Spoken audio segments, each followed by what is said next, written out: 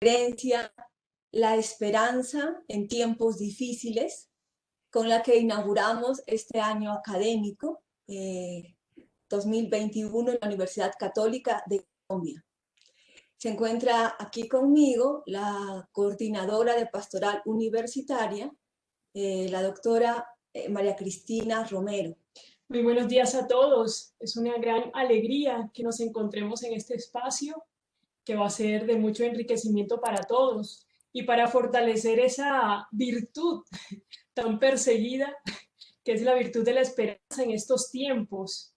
Hoy estamos muy contentos porque es el aniversario de nuestra universidad, nuestra amada universidad que nos ha acogido y con la que nos sentimos tan agradecidos. Muchísimas gracias, María Cristina. En este evento se encuentra también con nosotros presente el rector de nuestra universidad, la Universidad Católica de Colombia, el doctor Francisco José Gómez Ortiz. También tenemos al director del Departamento de Humanidades y vicerrector jurídico de la universidad, el doctor Edwin de Jesús Horta, personal, los directivos de nuestra universidad, personal administrativo, profe de la Universidad Católica de Colombia, estudiantes de las diferentes carreras de nuestra universidad y también personas externas a la universidad, familias de nuestros estudiantes y egresados que también se convocan con el tema de hoy, la esperanza en tiempos difíciles. Antes de presentar a nuestro conferencista invitado, realmente que nos congratulamos de tenerle con nosotros, Monseñor Juan Antonio Martínez Camino, a quien agradecemos su colaboración, disponibilidad para hacer presencia en este evento académico.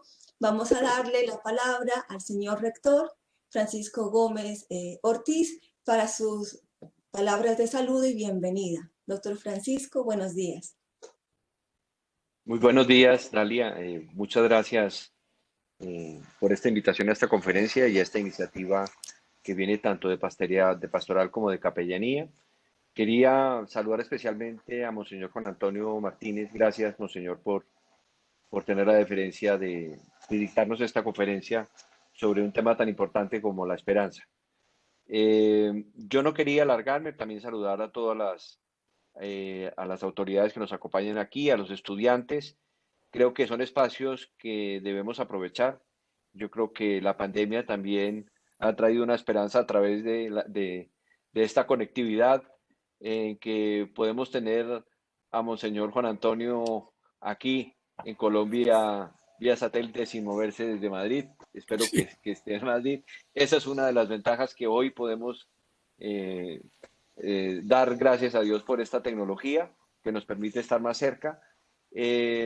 También el que podamos pensar y meditar, que no solamente estas conferencias nos enriquezcan, sino yo los animo a que meditemos, las palabras, a que la universidad es un campo de pensamiento, y yo creo que también desde ese punto de vista académico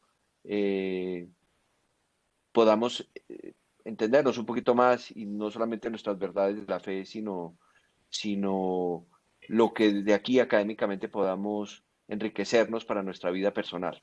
Creo que son momentos, en algunos países van más adelantados que otros, nosotros apenas están llegando las vacunas, quién sabe cuándo terminemos, pero bueno, es parte también del proceso de la esperanza, pero no solamente esa esperanza material. Los animo entonces a que escuchemos a Monseñor Martínez y bueno, y desearle lo mejor, y muchísimas gracias a toda la unidad de pastoral, de humanidades, a todos los que han hecho posible la presencia hoy de Monseñor Martínez aquí. Gracias.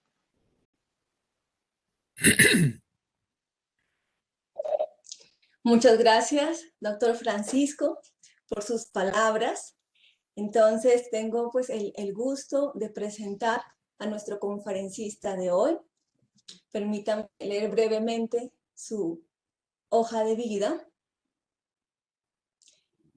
El doctor Juan Antonio Martínez Camino es licenciado en Filosofía y Letras, doctor en Teología, obispo auxiliar de Madrid,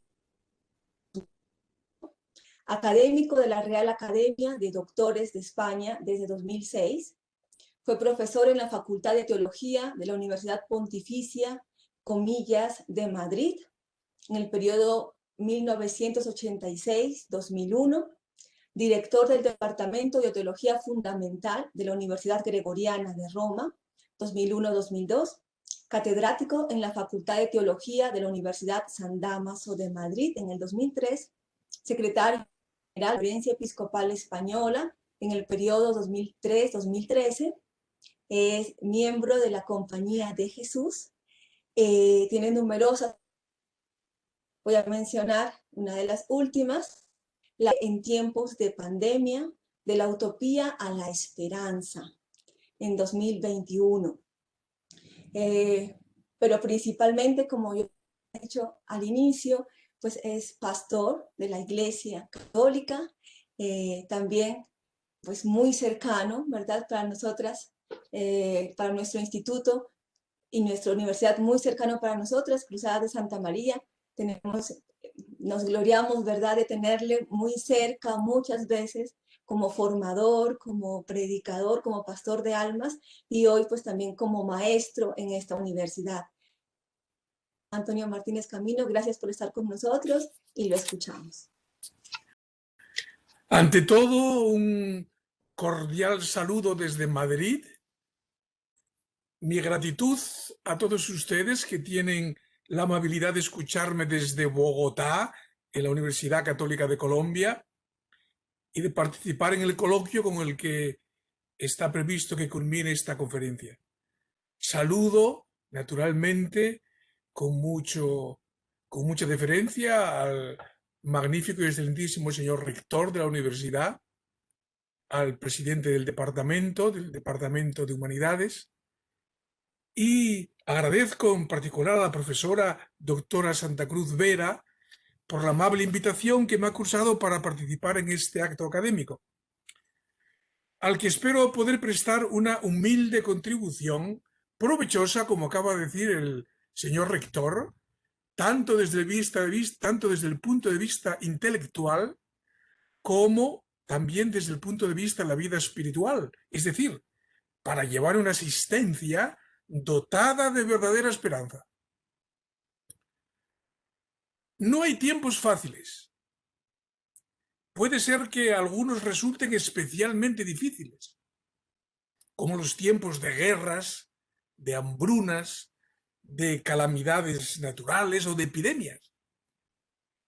Pero los seres humanos vivimos siempre en la batalla por la vida, por una vida con el mayor bienestar posible, en el orden económico, psicológico, pero sobre todo en el orden del sentido de la vida, de una vida armada con razones que la hagan valiosa, que le den luz y futuro. ¿Qué sentido preciso puede tener entonces el título de esta conferencia? La esperanza en tiempos difíciles. Permítanme que precise un poco más exactamente el contenido de mis palabras bajo este enunciado. Por tiempos difíciles, entiendo los nuestros en cuanto que se hallan dominados por la ideología del progreso. Esta ideología hace especialmente difícil la esperanza, porque tiende a sustituir la esperanza por una utopía que es en realidad un mal sucedáneo de ella. La pandemia global del COVID-19 ha puesto de manifiesto la debilidad de la utopía del progreso, porque nos ha hecho percibir con una fuerza inédita la vulnerabilidad no solo de cada ser humano, sino la vulnerabilidad de la humanidad en su conjunto. Se habla de la percepción que todos los pueblos, todas las personas, todas las familias están teniendo en este tiempo, la percepción de una macro vulnerabilidad. Entonces, carentes incluso de un sucedáneo para la esperanza, si esta vulnerabilidad general de la civilización científico-técnica es percibida como tal, muchos se ven ante el abismo de la desesperanza o incluso de la desesperación, o al menos de la falta de sentido de la vida, de por qué trabajar cada día y levantarse cada mañana. En este contexto, mis consideraciones van a girar en torno a tres cuestiones. Primero, ¿qué es esa ideología del progreso? Que es, según creo, muy determinante del mundo moderno. Segundo, ¿cuáles son las carencias que hacen de ella una ideología en el sentido negativo de la palabra ideología? Es decir, una falsedad utópica que ciega los caminos de la esperanza. Y en tercer lugar, ¿cuál sería la esperanza capaz de movilizar realmente la vida en tiempos difíciles y concretamente en este tiempo nuestro particular? El punto de referencia de mi discurso será el pensamiento de un gran teólogo llamado Joseph Ratzinger, que desde el comienzo de su carrera intelectual, en los años 60 del siglo pasado, abordó precisamente esta problemática de la ideología del progreso y de la ideología del progreso con gran competencia. Y luego, como Papa Benedicto XVI, dedicó precisamente una de sus 3 cartas encíclicas, la encíclica Spe Salvi, precisamente a este asunto de la ideología del progreso y del anuncio de la esperanza verdadera. Por tanto, como ven ustedes, el enfoque de esta conferencia va a ser de la ciencia de la teología, humildemente cogido de la mano de este gran teólogo.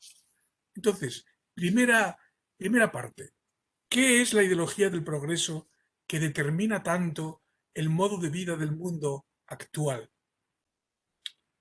El joven profesor Ratzinger escribió en 1961 que la credulidad en la ciencia, dicho con la palabra alemana, por si a algunos les parece más científico, la credulidad en la ciencia, es decir, la Wissenschaftsgläubigkeit, no la fe en la ciencia, sino algo un poco más negativo, la credulidad en la ciencia, es el presupuesto básico de la idea del progreso como ideología.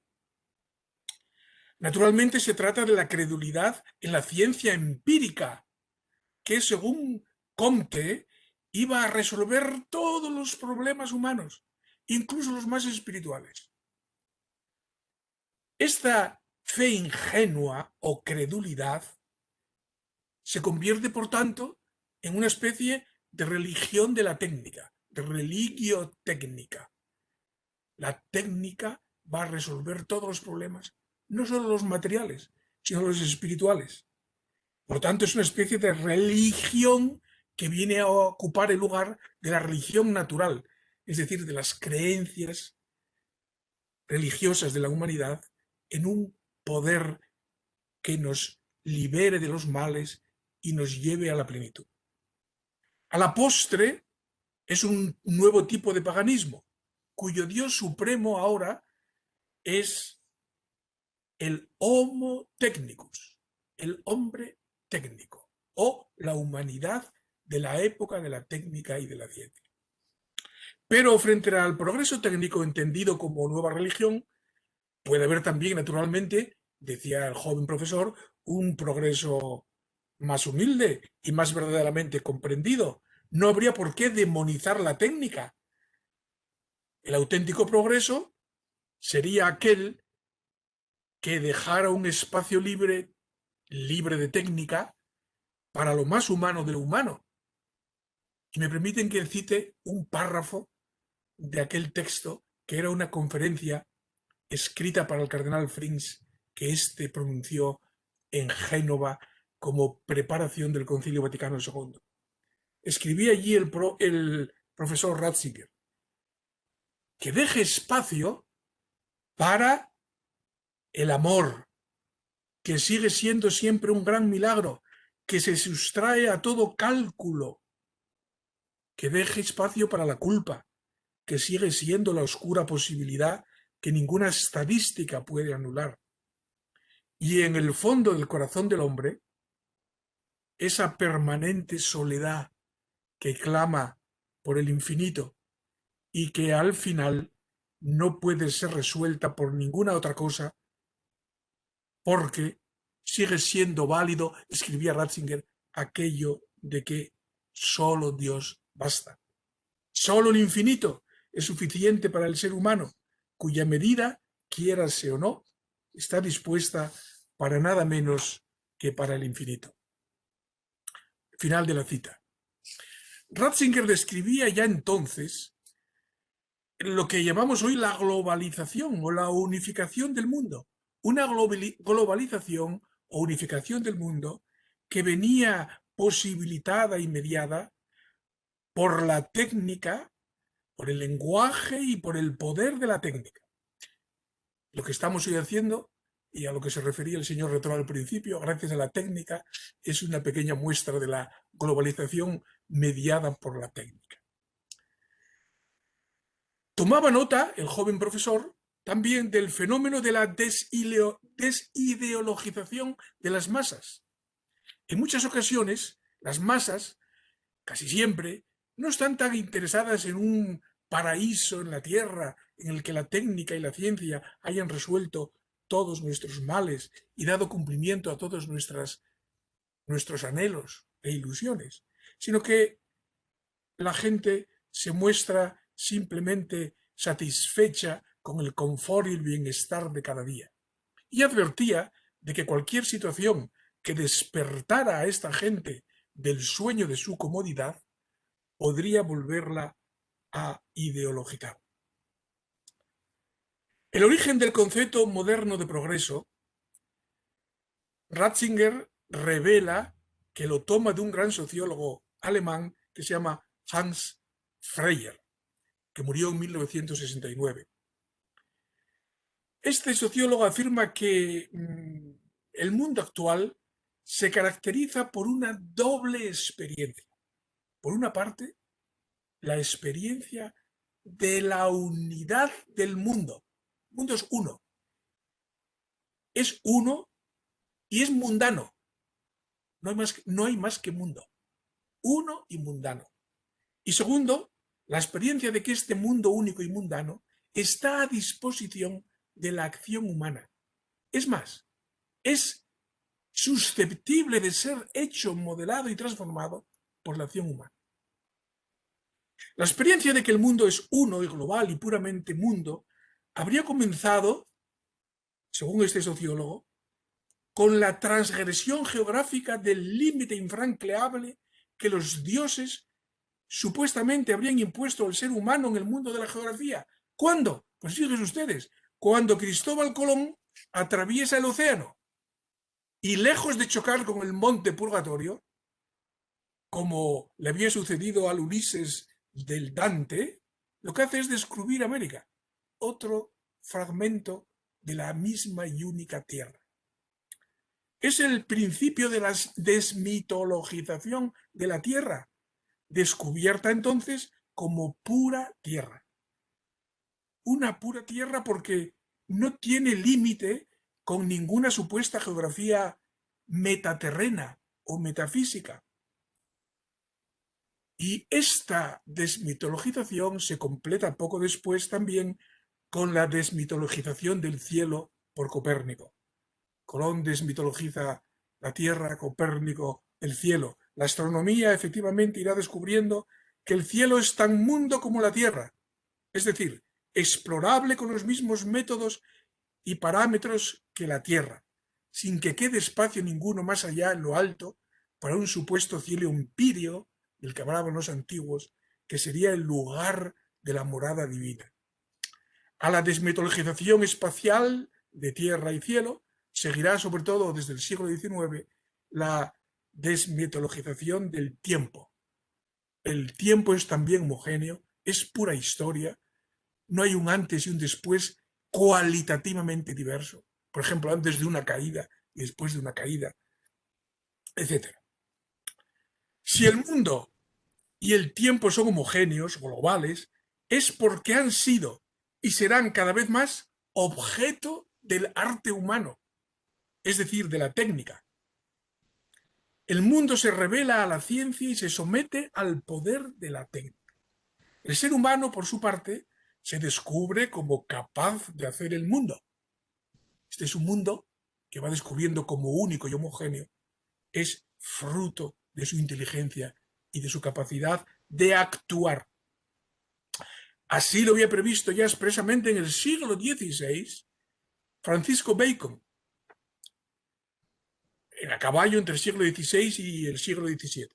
Pero la revolución industrial del XIX abrirá una segunda etapa del tiempo moderno, cuyo intérprete típico bien podría ser el ya mencionado filósofo Augusto Comte. A Bacon, Benedicto XVI le reserva un lugar central en la encíclica Spe Salvi. Escribe el Papa Benedicto XVI en Spe Salvi número 16.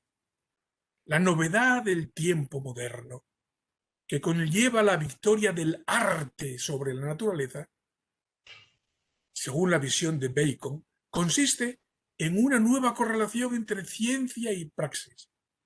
De esto se hace después una aplicación en clave teológica. Esta nueva correlación entre ciencia y praxis significaría que se restablecería el dominio sobre la creación que Dios le había dado al hombre y que habría perdido por el pecado original. Y continúa en el número 17. Quien lee estas afirmaciones y reflexiones con atención, reconoce en ellas un paso desconcertante. Hasta aquel momento, la recuperación de lo que el hombre había perdido al ser expulsado del paraíso terrenal se esperaba de la fe en Jesucristo. Y en esto se veía la redención. Ahora, esta redención, el restablecimiento del paraíso perdido, ya no se espera de la fe, sino de la correlación que se va descubriendo entre la ciencia y la técnica. Con esto, no es que se negara la fe, entonces. Bacon no es que fuera ateo, digo yo, pero se desplaza la fe a otro nivel, a un nivel ultramundano, y de tal manera que resulta poco relevante para el trabajo en el mundo. Esta visión programática ha determinado el proceso de los tiempos modernos, escribe Benedicto XVI, e influye también en la crisis actual de la fe, que es sobre todo una crisis de esperanza cristiana. Por eso, en Bacon, la esperanza recibe también una nueva forma. Ahora se llama fe en el progreso.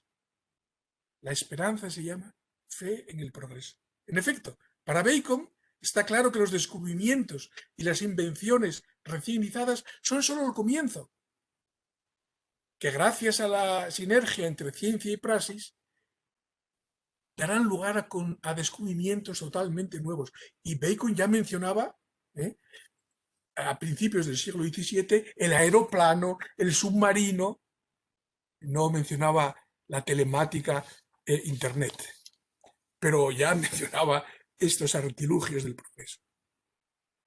En los párrafos siguientes de Spe Salvi, Benedicto XVI se refiere a la vertiente moral y política de este desarrollo de la idea del progreso, una vertiente política y moral que va de Kant a Marx.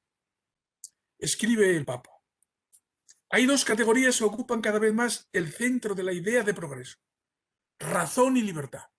El progreso, digo yo ahora, está movido por la razón y por la libertad. El progreso técnico está movido porque el hombre entiende cada vez más al mundo gracias a su razón y porque hace un uso de él cada vez más según sus que según sus voluntades por la libertad. Ahora bien, estos conceptos, libertad y razón, superan a la mera ciencia empírica y biológica. Forman parte ya de la filosofía y de la política. Y frente a la razón y la libertad está el oscurantismo y la opresión. De tal manera que el progreso no será solo factible en virtud de la ciencia y de la técnica, sino por razón de la acción política basada en una visión científica del mundo y capaz de superar los aspectos irracionales y los aspectos oscurantistas, así como opresivos, que han impedido a lo largo de la historia el desarrollo pleno de la humanidad. Por tanto, el progreso hacia lo mejor no viene solo de la ciencia, sino de la política, de una política pensada científicamente. Hasta aquí la primera parte de mi intervención. Hemos descrito a grandes rasgos cómo la época moderna está definida en muy buena parte por esta idea del progreso, que así entendida es una peculiaridad del mundo occidental desde el siglo XVI hacia acá. Segunda parte. ¿Cuáles son las características de esta ideología? Es decir, ¿en qué consiste la falsedad utópica de esta visión que en realidad ciega la esperanza auténtica? Afirmar que la historia, esta es una cita de Ratzinger en Praga, de una conferencia que dio en Praga en 1992, a los pocos años de la caída del muro de Berlín. Decía allí el cardenal Ratzinger: afirmar que la historia tiene una lógica interna, que al final produce necesariamente la sociedad perfecta, es decir, que crea seres humanos distintos, porque los seres humanos que conocemos no son perfectos, que produce una lógica interna a la historia que produce necesariamente la sociedad perfecta. Esto es un mito primitivo que intenta sustituir la idea de Dios por un poder anónimo, la lógica de la historia. La fe en el cual, en ese poder anónimo, no es en absoluto ilustrada, sino completamente ilógica. Así denunciaba Ratzinger de manera contundente cómo la idea del progreso se convirtió en ideología, en una falsedad, en un mito que impide ver y comprender la realidad, como la realidad es. La falsedad de la ideología, de esta ideología, se nota ya en el mismo concepto de progreso, que es muy pobre e insostenible. Benedicto XVI lo denuncia como sigue en Spe Salvi número 22. ¿Qué significa realmente progreso?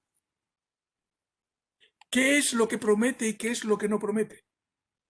Ya en el siglo XIX había una crítica a la fe en el progreso. Y en el siglo XX, Teodoro Adorno expresó de manera drástica la problematicidad de la fe en el progreso. El progreso, visto de cerca, decía Adorno, es el progreso que va de la onda a la superbomba atómica. Ahora bien, este es de hecho un aspecto del progreso que no se debe disimular. La ambivalencia del progreso resulta evidente. Indudablemente ofrece nuevas posibilidades para el bien, el progreso técnico, pero también abre posibilidades abismales para el mal. Todos nosotros, escribe Benedicto XVI, hemos sido testigos de cómo el progreso, en manos equivocadas, se convierte y se ha convertido, de hecho, en un progreso terrible en el mal. Escribe Benedicto XVI, testigo de la Segunda Guerra Mundial y de las grandes catástrofes del siglo XX. El concepto de progreso, pues, ha de ser precisado y enriquecido. Sobre todo, ha de ser precisado haciendo una distinción básica. La distinción entre progreso técnico y progreso moral. Esta distinción no la hace adecuadamente la ideología del progreso. Benedicto XVI escribe en Espesalvi 24: hemos de constatar que un progreso acumulativo solo es posible en lo material.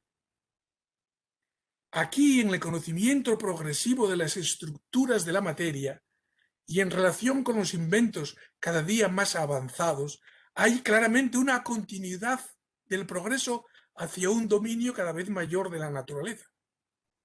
En cambio, en el ámbito de la conciencia ética y de la decisión moral, no existe una posibilidad similar de incremento, por el simple hecho de que la libertad del ser humano es siempre nueva y tiene que tomar siempre de nuevo sus decisiones.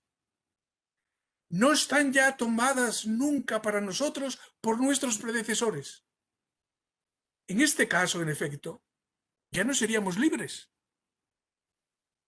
La libertad presupone que en las decisiones fundamentales cada hombre y cada generación tiene que empezar de nuevo. Es verdad que las nuevas generaciones pueden construir a partir de los conocimientos y de las experiencias de quienes los han precedido.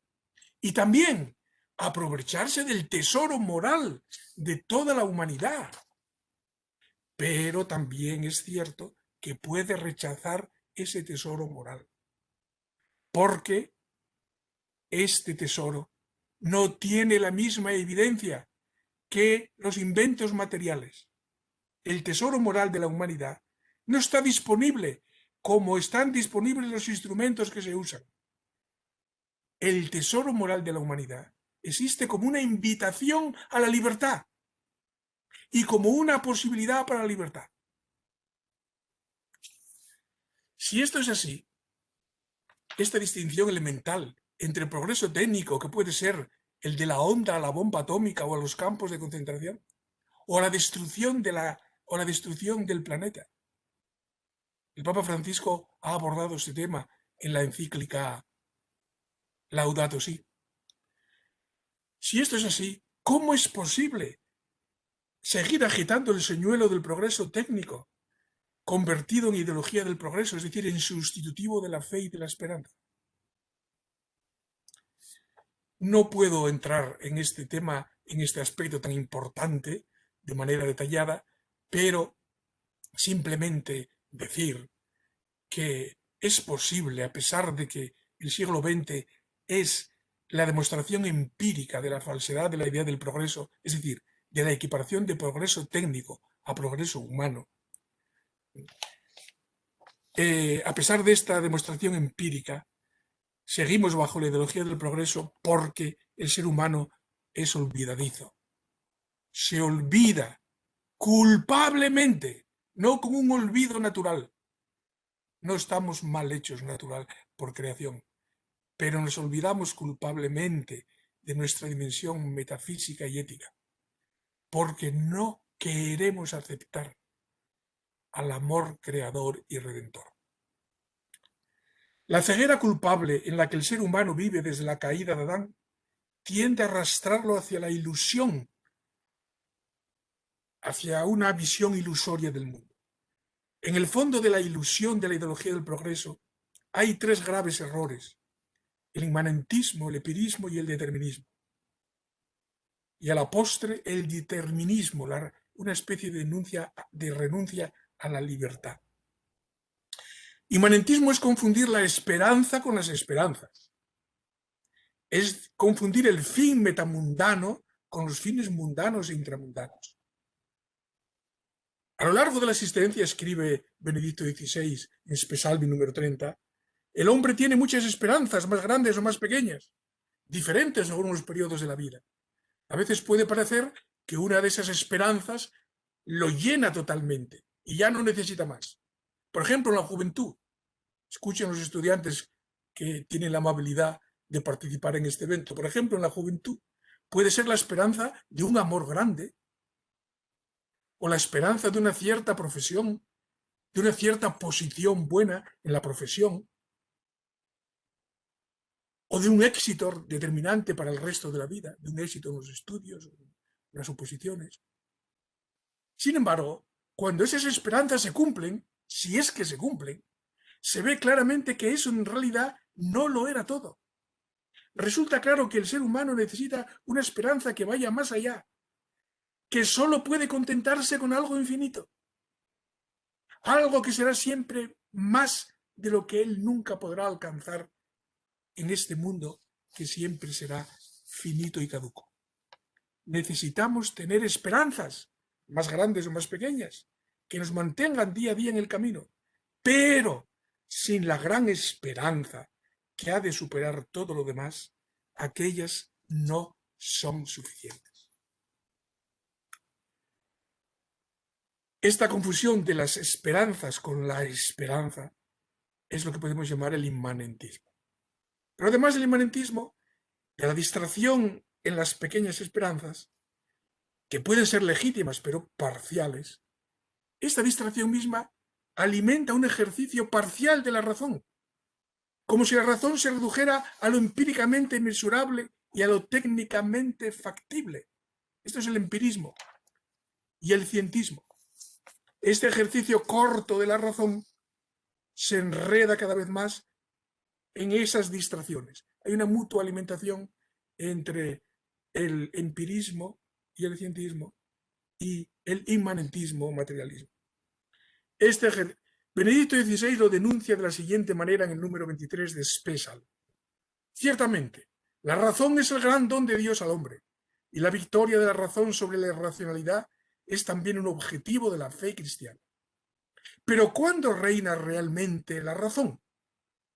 ¿Acaso cuando se la ha desligado de Dios? ¿Acaso cuando se ha hecho ciega para Dios? Para lo infinito. La razón del poder y del hacer, es decir, la razón de la técnica iluminada por la ciencia, la razón del poder y del hacer, es ya toda la razón.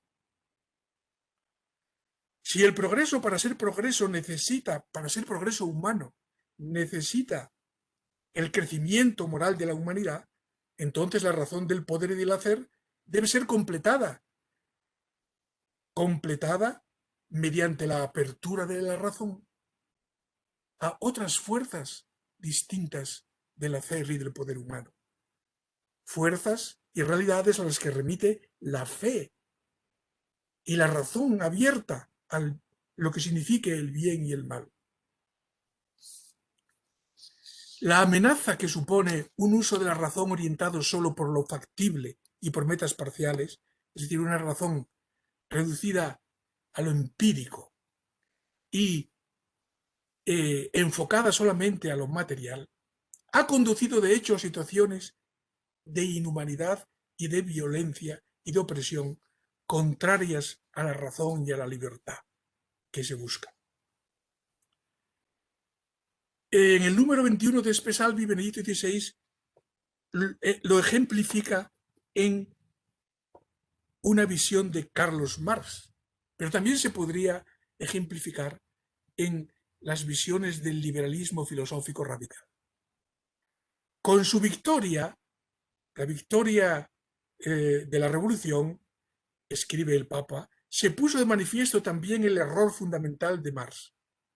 Marx indicó con exactitud cómo lograr el cambio total de la situación de opresión, pero no dijo cómo se debería proceder después. Suponía simplemente que con la expropiación de la clase dominante y con la caída del poder político y la socialización de los medios de producción, se establecería la nueva Jerusalén. Entonces se anularían todas las contradicciones y el ser humano y el mundo habrían hecho por fin las cuentas consigo mismos. Entonces todo podría ir por sí mismo, por el camino recto, porque todo pertenecería a todos y todos querrían lo mejor los unos para los otros. Y así, tras el éxito de la revolución, Lenin pudo percatarse de que en los escritos del maestro no había ninguna indicación sobre cómo proceder después. Había hablado ciertamente de la fase intermedia, es decir, de la dictadura del proletariado, como una necesidad que, sin embargo, en un segundo momento, se habría demostrado también caduca por sí misma. Esta fase intermedia, dice el Papa, la conocemos muy bien y también sabemos cuál ha sido su desarrollo posterior. En lugar de alumbrar el mundo feliz, ha dejado detrás de sí una destrucción desoladora. Porque la libertad humana, hasta aquí la cita, no se reduce a la libertad de hacer, sino que tiene como la razón una dimensión interna metafísica y religiosa, que es olvidada por el materialismo que está implícito en la idea del progreso, tanto en el ámbito político marxista como en el liberal. Las estructuras, por muy justas que sean, nunca garantizan el progreso moral, porque el progreso moral, por definición, va ligado a la libertad humana.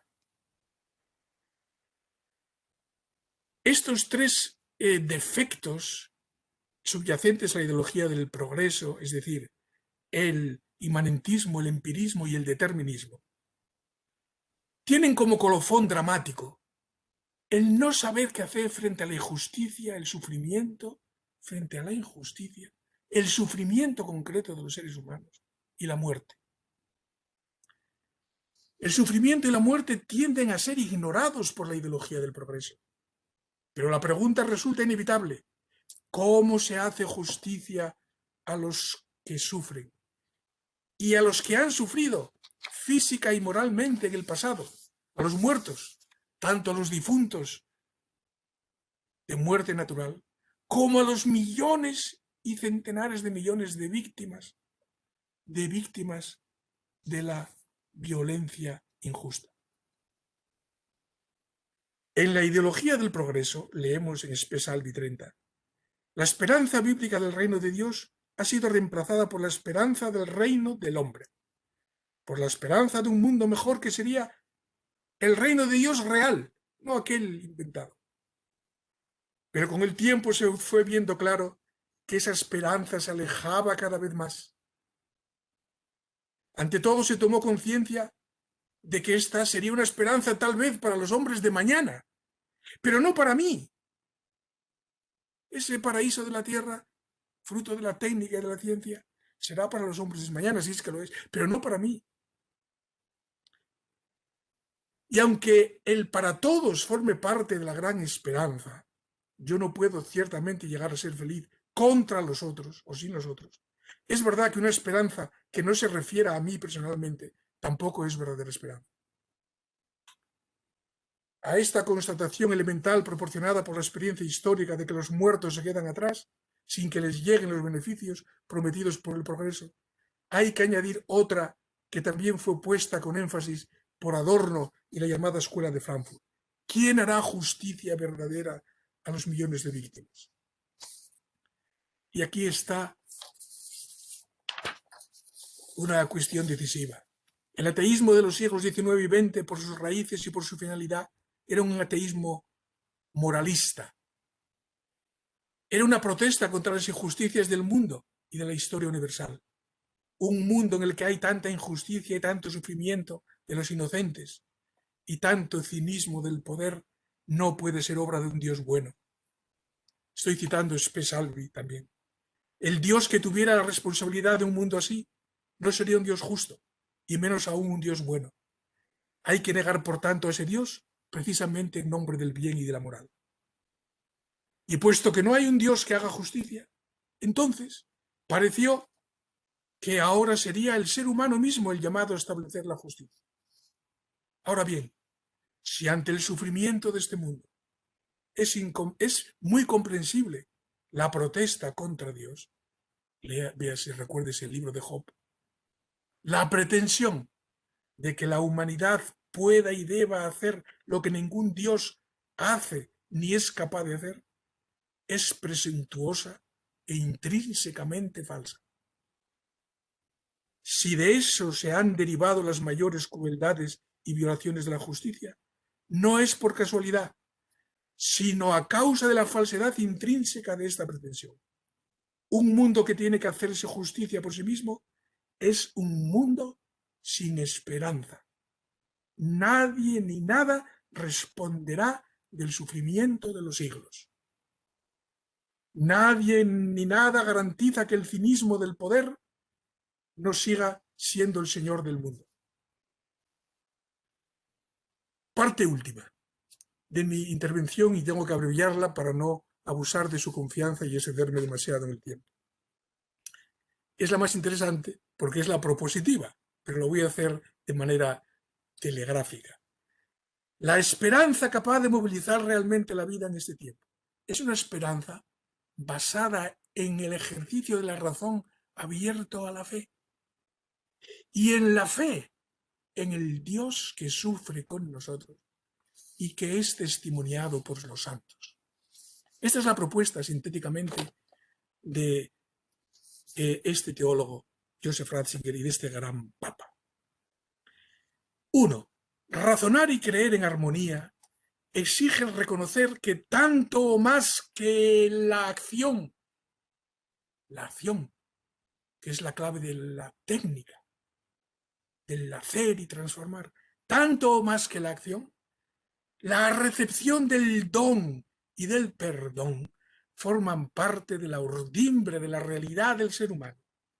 El poder que la ciencia otorga para transformar el mundo tiene sin duda un lugar legítimo en la historia, pero de la sola capacidad de conocer y de hacer no viene la salvación, no viene la verdadera libertad, ni la felicidad.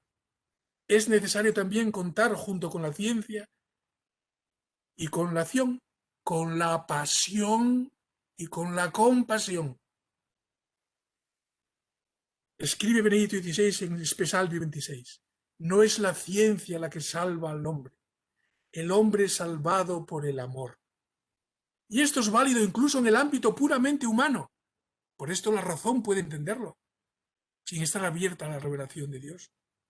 Cuando a uno le llega en la vida el gran amor, ese es para él un momento de salvación, entre comillas. Un momento que le da un sentido nuevo a la vida. Pero muy pronto se dará cuenta también de que el amor que se le ha dado, por sí solo, no soluciona el problema de la vida, porque es vulnerable. Puede ser destruido, no solo por la muerte, sino por la infidelidad y por otras cosas. El ser humano necesita un amor incondicionado, sin condiciones. Si existe ese amor incondicionado, con su incondicionada certeza, entonces, y solo entonces, el hombre está salvado. Esto es lo que se ha de entender cuando decimos que Jesucristo nos ha salvado. Por medio de él estamos seguros de Dios, de un Dios que no es simplemente una lejana causa primera, la causa no causada de las causas, lo cual también lo es. Tenía razón Aristóteles. Sino que además tiene un hijo unigénito que se ha hecho hombre, y cada uno puede decir de él: vivo de la fe en el Hijo de Dios, que me amó hasta entregarse por mí. Gálatas 2. Por eso la capacidad de aceptar el sufrimiento por amor a las personas, al bien, a la verdad y a la justicia, es constitutiva de la grandeza de la humanidad. Y una sociedad que es incapaz de ver ningún sentido al sufrimiento no puede ser una sociedad humana y que sea transmisora de esperanza. Y esto nos sucede ampliamente en nuestras sociedades. 2. Después de hablar de una razón abierta al amor, porque es abierta al recibir, abierta a la pasión y a la compasión, la prueba de que el amor incondicional divino le ha sido dada a la humanidad es, por supuesto, el hecho de Jesucristo y de su Iglesia, de su cruz y de su resurrección, de su compasión con el sufrimiento y con la muerte de los seres humanos y de nosotros pecadores. Pero esa misma prueba es ofrecida por Dios a los hombres de cada generación por los testigos de la cruz y de la resurrección, es decir, por los santos. por los mártires y los santos. La seguridad, así, en el martirio hubo y hay personas que más allá de los bienes materiales de este mundo, incluso más allá de la vida biológica, tienen un sustento más fuerte que les permite dar la vida. Los mártires son los testigos supremos de que el amor es capaz de vencer al sufrimiento y a la muerte. Pero además de ellos, los demás santos, desde los monjes de la antigüedad, San Francisco de Asís, la esperanza de estas personas que viven del amor de Dios en Cristo, tocadas por Cristo, ha sido fuente de esperanza para muchos otros que vivían en la oscuridad y sin esperanza. Para nosotros que contemplamos estas figuras, y también de santos cercanos a nosotros, de tu padre, de tu amigo, que es capaz de aguantar en el sufrimiento, que es capaz de aceptar la muerte de una manera determinada, preocupándose de sus hijos. Para nosotros que contemplamos estas figuras, su vida y su comportamiento son de hecho una prueba de las realidades futuras, como dice la carta a los Hebreos. Una prueba. La esperanza no es solamente del futuro, está ya en los que viven de la esperanza. Es una realidad presente, no solamente una promesa para el futuro. Es una anticipación vivida del futuro. Esta apertura de la razón a la fe y a la iluminación de las realidades del sufrimiento y de la compasión solo se pueden cultivar en la oración. Porque en la oración Dios no es solamente una idea pensada y lejana, sino alguien que interactúa conmigo. La oración no es solamente un ejercicio para los devotos o para los religiosos en sus claustros. Es una necesidad de la razón humana. Si quiere ser una razón abierta a la humanidad en su integridad, a la condición humana en su integridad. Escribe Benedicto XVI en Spe Salvi 32. Un lugar primero y esencial del aprendizaje de la esperanza es la oración. Cuando ya nadie me escucha, Dios todavía me escucha. Cuando ya no puedo hablar con nadie, ni llamar a nadie, siempre puedo hablar con Dios. Si ya nadie me puede ayudar, cuando se trata de una necesidad o de una expectativa que supera la capacidad humana de hacer e incluso de esperar, Él puede ayudarme. Si me veo arrojado a una extrema soledad, el que ora nunca está totalmente solo. La experiencia del confinamiento es una pequeña soledad comparada con años de cárcel, por ejemplo, del arzobispo vietnamita Phan Tuan. Años de aislamiento en una celda de castigo que no le hicieron perder el juicio, ni mucho menos la esperanza, por el ejercicio de la oración. La oración ensancha el deseo del corazón humano y nos libera de la mentira, de estar centrados sobre nosotros mismos, de la autojustificación. No puedo leerles, por falta de tiempo ya, estos párrafos preciosos que les aconsejo que lean. El número 33 y 34 de Spe Salvi. Concluyo. Monseñor, perdón, Termino. con confianza que tenemos tiempo. Si desea leerlos, estamos aquí muy contentos escuchándole. Pero bueno, es que ya llevamos casi 50 minutos y quiero dejar algo para el diálogo, si puede ser. Bueno, le Monseñor, pero leo tenemos un tiempo. breve pasaje. El hombre ha sido creado para algo grande, para Dios mismo, para ser colmado por Él. Pero su corazón es demasiado estrecho para esa gran realidad que se le entrega, que viene a Él. No que la imagina, sino que viene a Él. Y tiene que ser ensanchado. Dios, escribe San Agustín, retrasando el don de sí mismo, refuerza el deseo. Y con el deseo ensancha nuestra alma. Y ensanchándola, la hace capaz del don que Él hace de sí. Esta es la oración. El deseo de Dios que no acaba de entregarse del todo, nunca acabas de decirme lo que quiero, que dice San Juan de la Cruz, pero en este ejercicio se dilata el alma humana para la acción y para la pasión, para el saber y para el padecer. Concluyo. La pandemia global de 2020 está siendo sin duda un grave flagelo para la humanidad, pero es también una ocasión propicia para el renacimiento de la esperanza. El sufrimiento de tantas personas y de tantas familias, causado por la enfermedad y por la muerte, aquí en España han muerto unas 100.000 personas por esta enfermedad. Solo en las residencias de mayores, las cifras oficiales nos hablan de 30.000 personas. Y han estado meses y meses sin poder recibir la visita de sus hijos o de sus familiares. Aparte de que ya no estaban con ellos en su casa, sino que estaban en residencias para ancianos.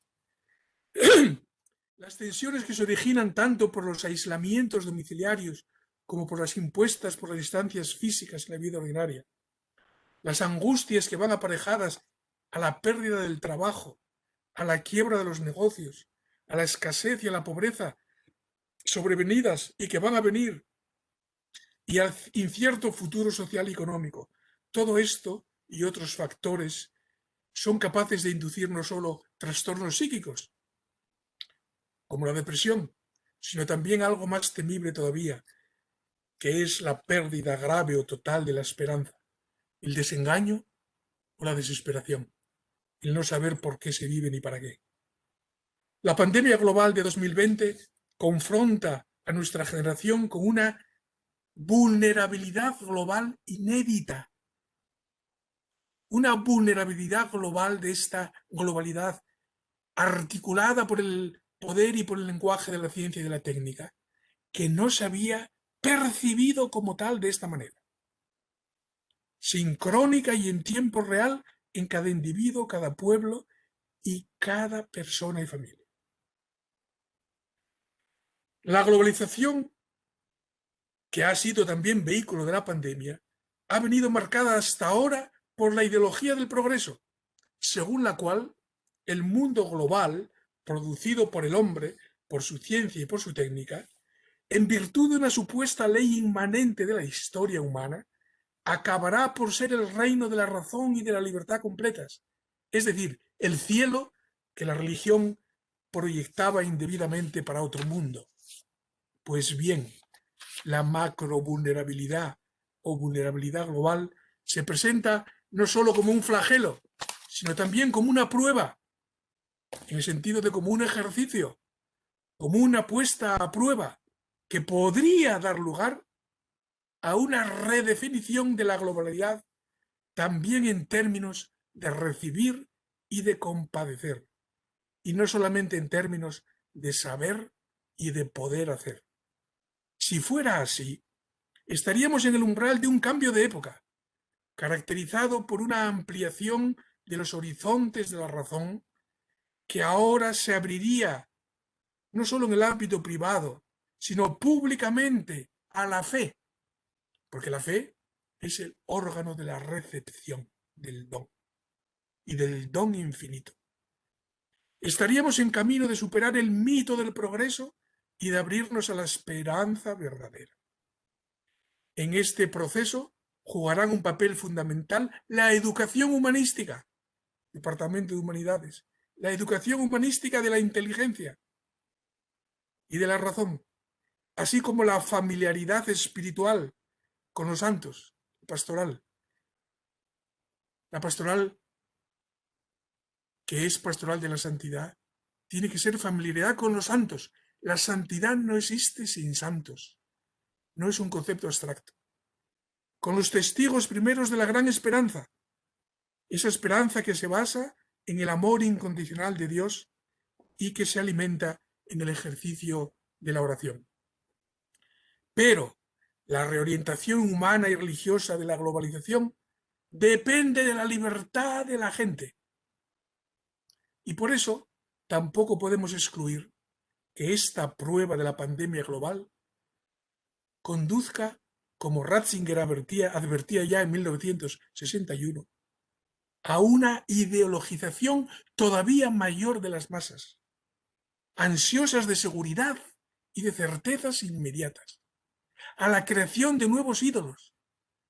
Y entonces el camino quedaría expedito para nuevos dramas de signo totalitario semejantes a los vividos en el siglo pasado y aún peores. Por lo tanto, queridos amigos, y concluyo, es necesario hacer todo lo posible para que la esperanza verdadera sea la que abra nuevos caminos, dejando atrás las utopías ideológicas. Muchas gracias por su atención.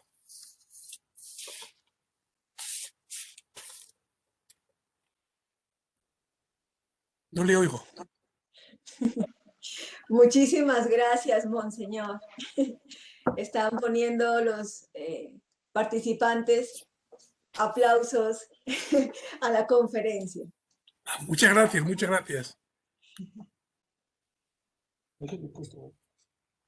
Muchísimas gracias, Monseñor, por la conferencia, tan excelentes reflexiones que ciertamente pues, nos dejan una tarea muy grande, repensar muchas cosas, y es un momento pues hermoso para que podamos abrir el coloquio.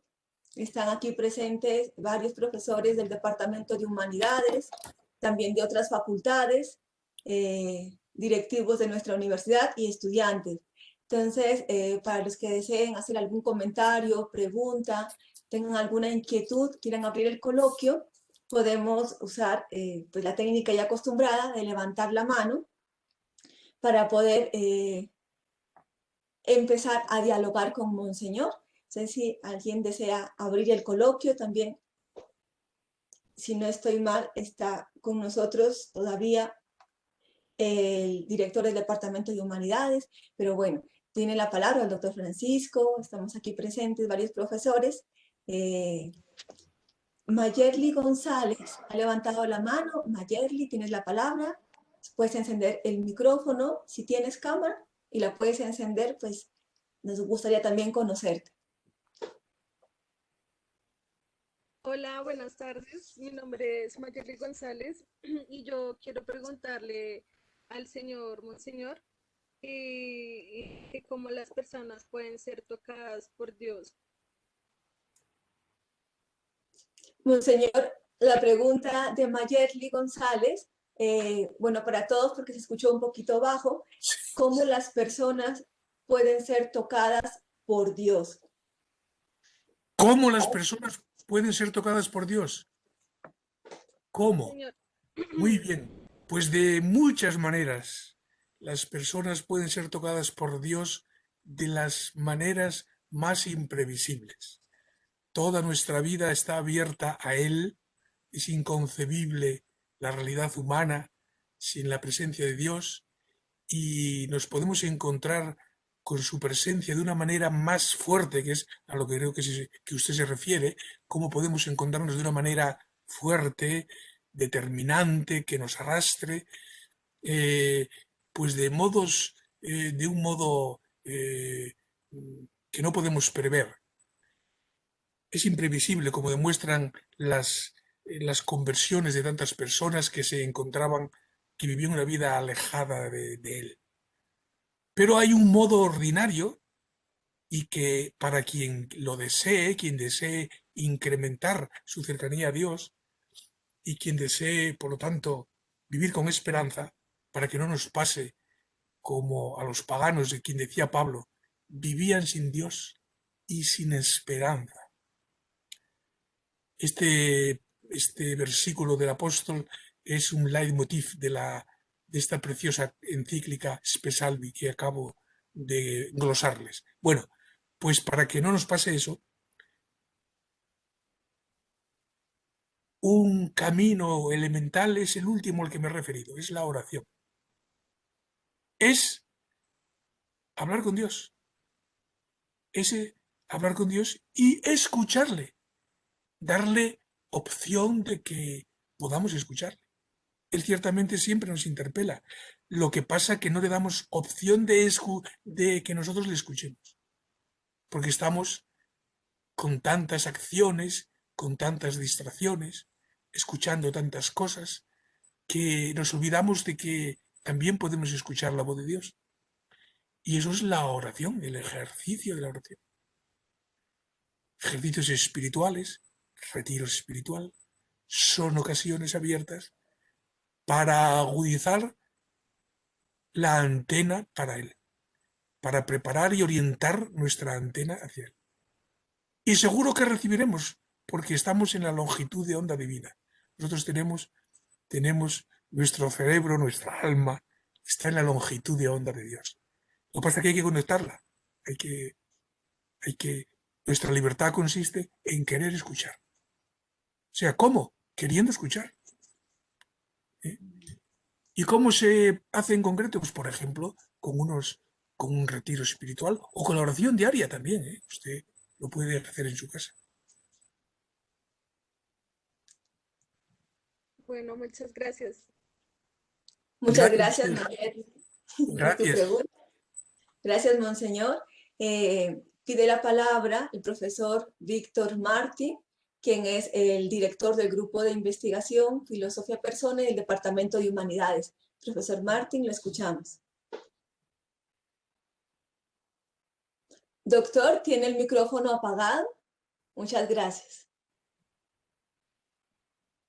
Antes que nada, bueno, a Monseñor Martínez, el agradecimiento por esta conferencia que tiene un valor reflexivo muy grande y al mismo tiempo un valor que llega a lo más profundo del ser humano y que incide en la formación que podemos pensar en la universidad. Justamente esta conferencia nos ayuda a replantear lo que estamos proponiendo en muchos casos, concretamente aquí en la Universidad Católica de Colombia, sobre retomar con un sentido muy fuerte y muy valioso la formación espiritual incluida en la formación de nuestros estudiantes.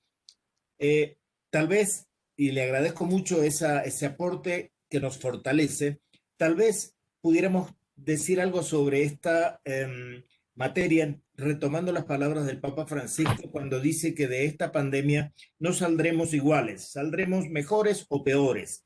Exacto. Y tal vez el punto allí está en lo que usted muy bien nos plantea, en haber podido recoger de esta dura experiencia una lección de humildad, en primer término, que lleva a pensar que la esperanza convertida antes de la pandemia solamente en una esperanza en la tecnología parecía blindarnos de casi todas las enfermedades y no hizo falta sino un pequeño virus para que esta utopía se cayera.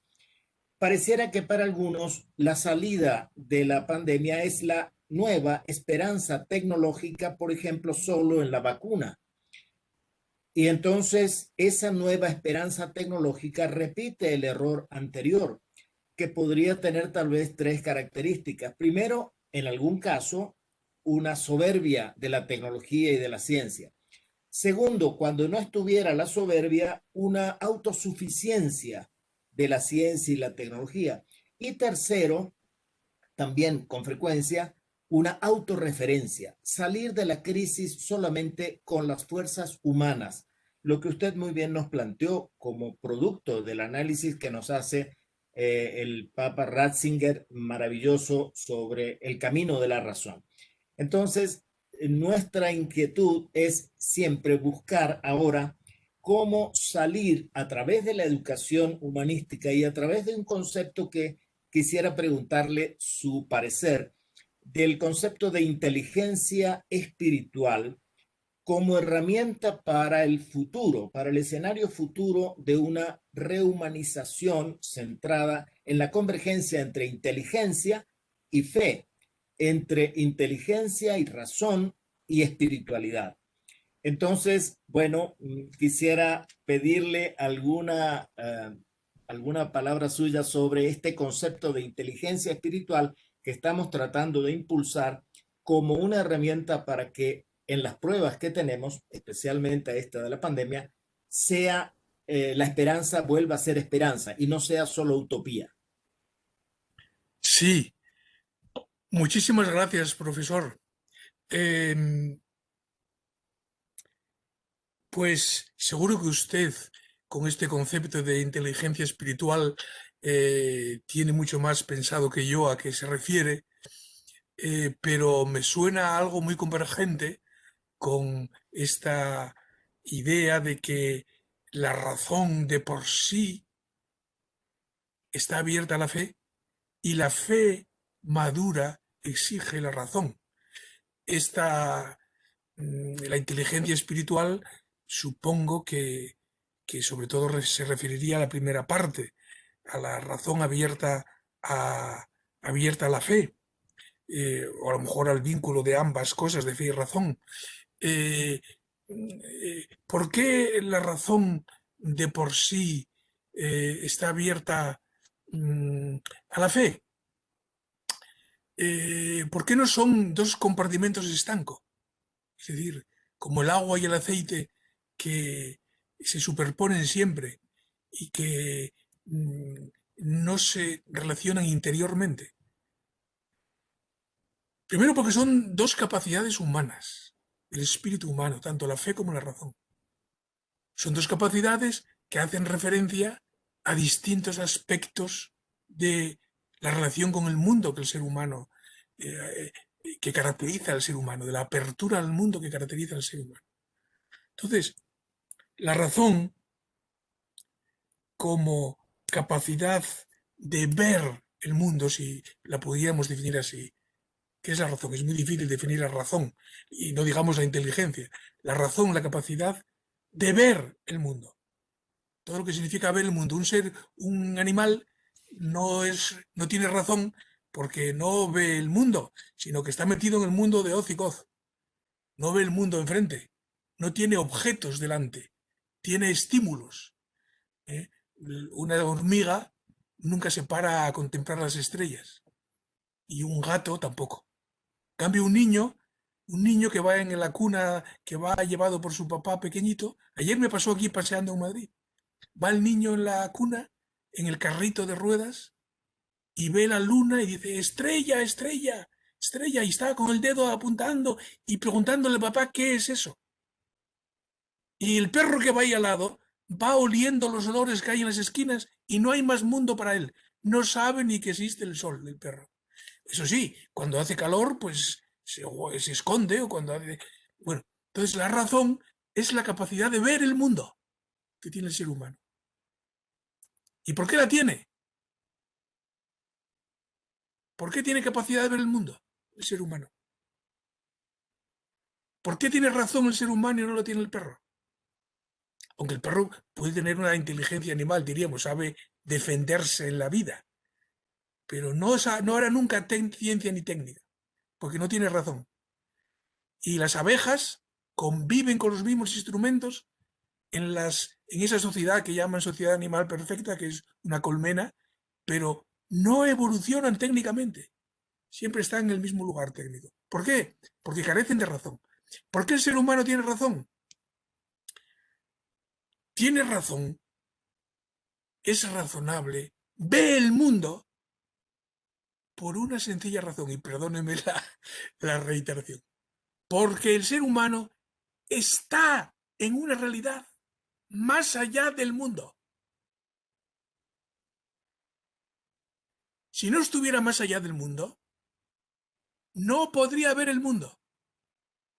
Es algo así como un animal, a diferencia de un ser humano, es como un pez que está en el mar.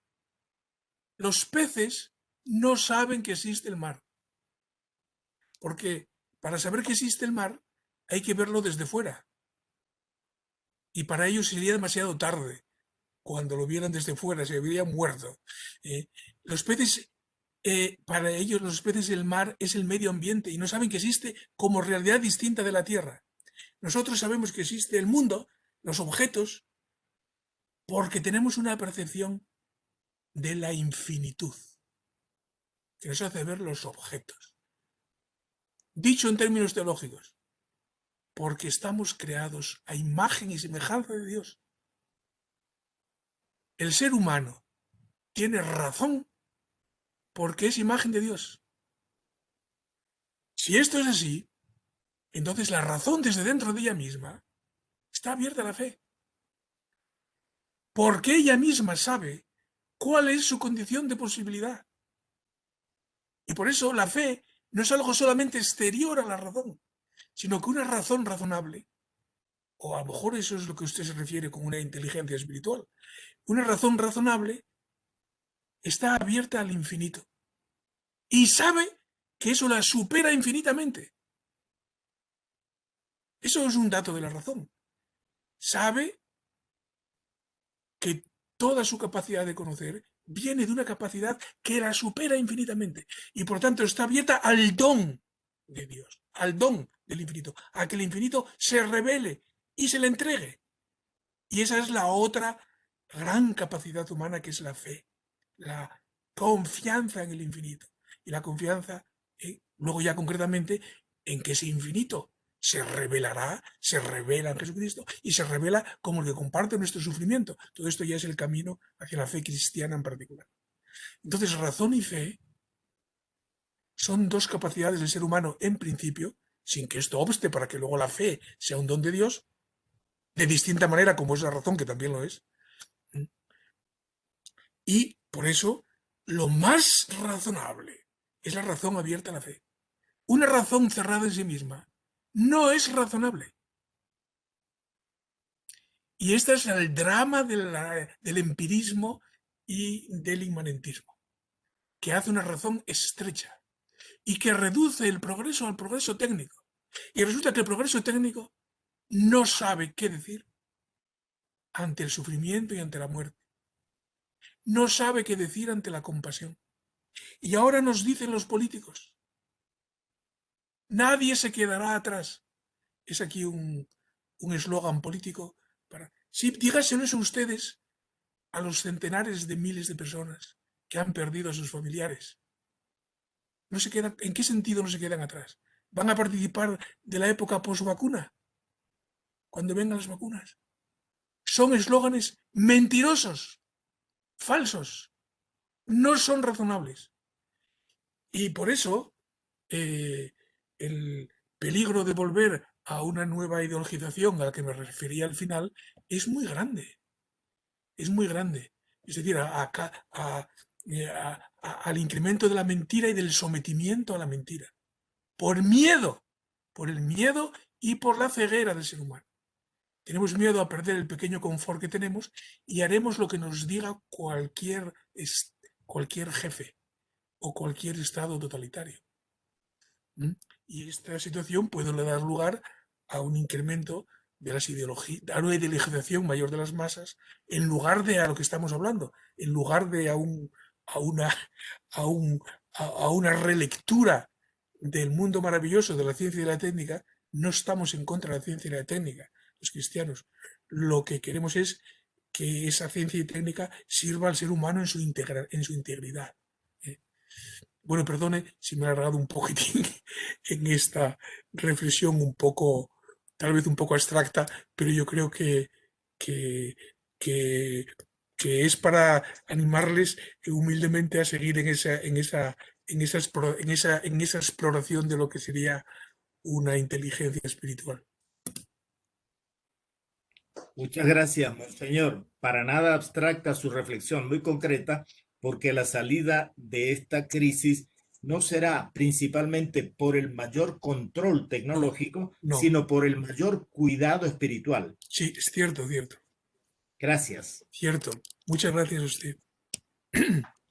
Muchas gracias, monseñor y profesor Víctor Martín. Tenemos entre nuestros participantes una mano levantada.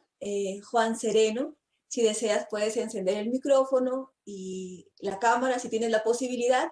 Adelante con tu comentario o pregunta. Bueno, primero que todo, buenas tardes. ¿Se me escucha bien? Muy Sí. bien.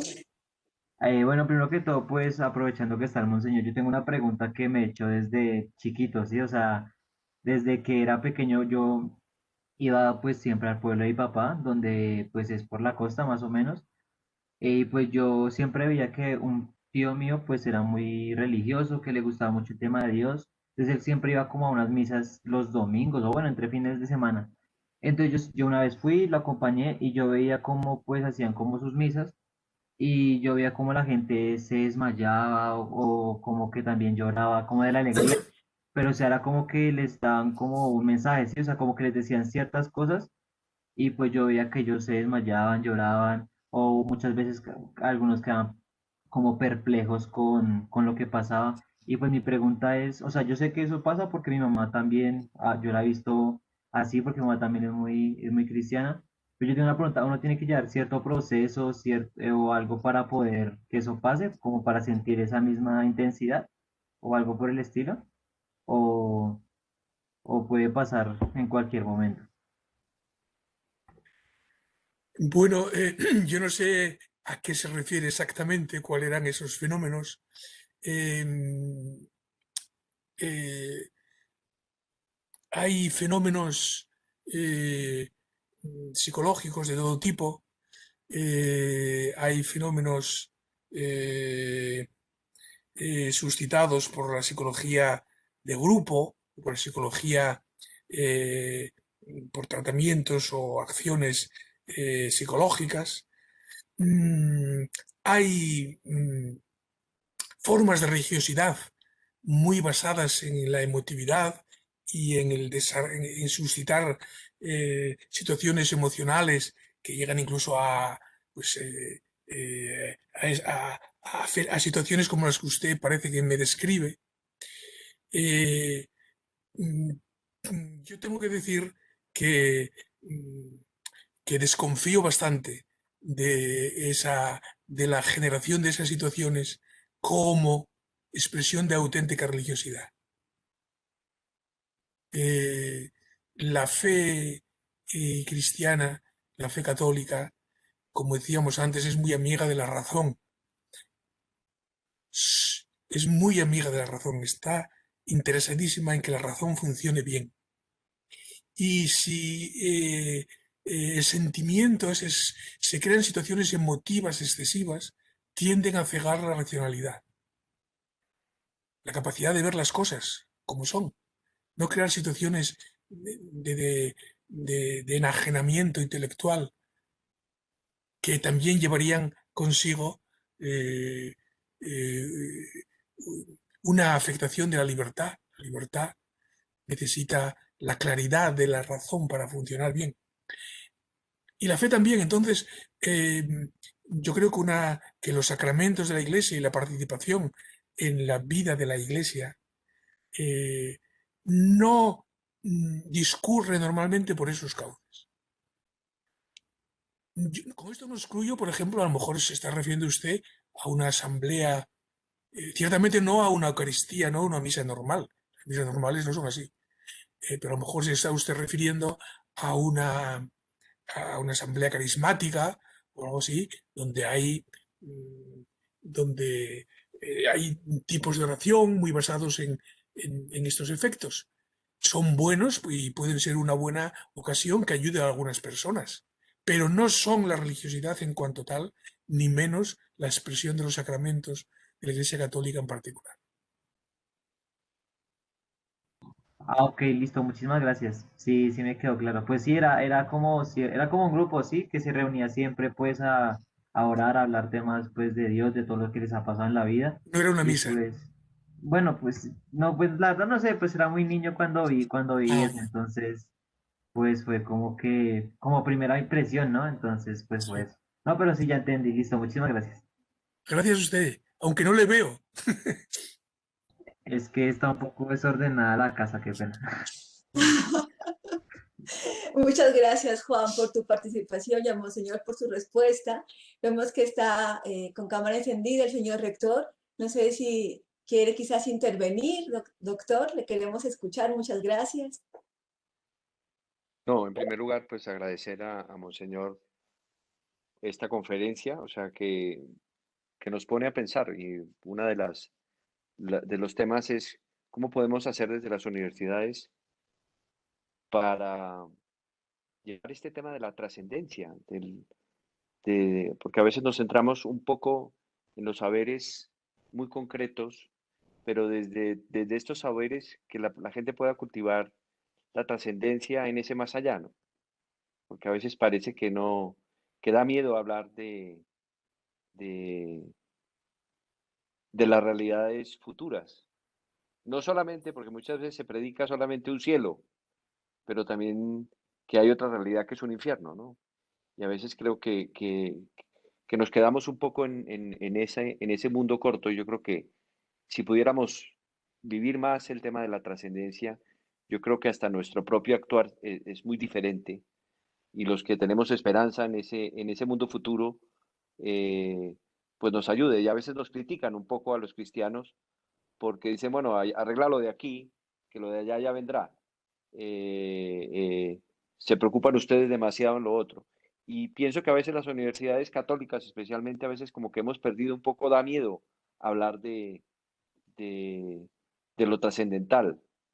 Eh, y creo que es una de las reflexiones que me queda, cómo lo podemos hacer, incluso desde nuestras cátedras de humanidades y desde las demás saberes.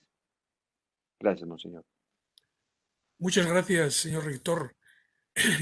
Mm, Es una pregunta interesantísima y que en todos los centros universitarios de la Iglesia, con tantos centros universitarios, pues, de la Iglesia o con inspiración católica.